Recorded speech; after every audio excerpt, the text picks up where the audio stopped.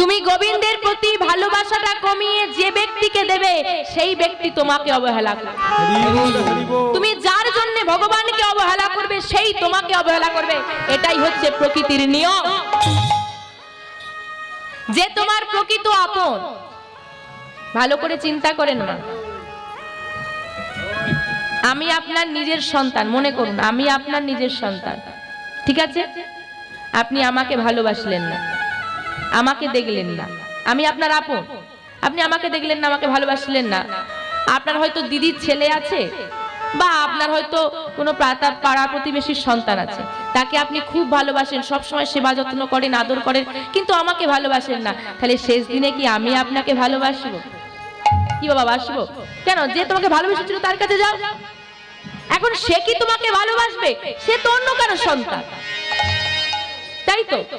সে তার নিজের মাকে